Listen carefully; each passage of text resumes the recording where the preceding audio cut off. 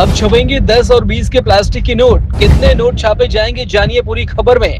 भारत सरकार ने दी ट्रायल की मंजूरी।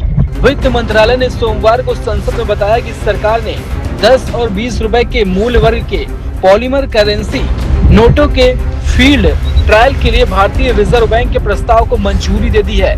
वित्त राज्य मंत्री पंकज चौधरी ने लोकसभा में एक सवाल के लिखित जवाब में इस मंजूरी की पुष्टि कर दी। फील्ड ट्रायल के सफल होने के बाद आरबीआई इन दो मूल्य वर्गों में नियमित रूप से पॉलीमर नोट जारी करेगा।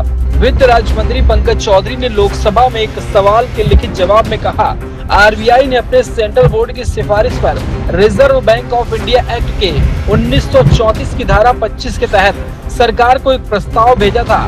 इस प्रस्ताव में फील्ड ट्रायल के लिए 10 और 20 के 1-1 अरब पॉलीमर बैंक नोट लाने और फील्ड ट्रायल के सफल होने के बाद इन दो मूल्य वर्गों में पॉलीमर बैंक नोट को नियमित रूप से जारी करने की बात कही गई थी।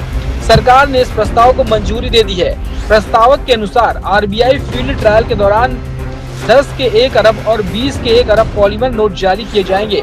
यह पायलट प्रोजेक्ट भारत में अलग अलग मौसम और इस्तेमाल की स्थितियों में नोट की मजबूती, चलन में प्रदर्शन और इस्तेमाल में आसानी और लोगों के लिए इसे अपनाने जैसे पहलुओं की जांच करेगा।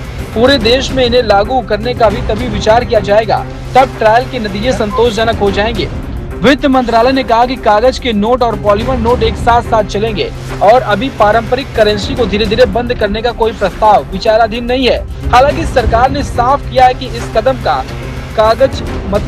कागजी मुद्रा का अंत नहीं है, बल्कि पॉलीमर यानी बैंक नोट मौजूदा कागजी नोटों के साथ साथ चलन में लाने जाने का प्रस्ताव है और कागजी बैंक नोटों को हटकर उनकी जगह पॉलीमर मुद्रा लाने का प्रस्ताव नहीं है। चौधरी ने लोकसभा में एक लिखित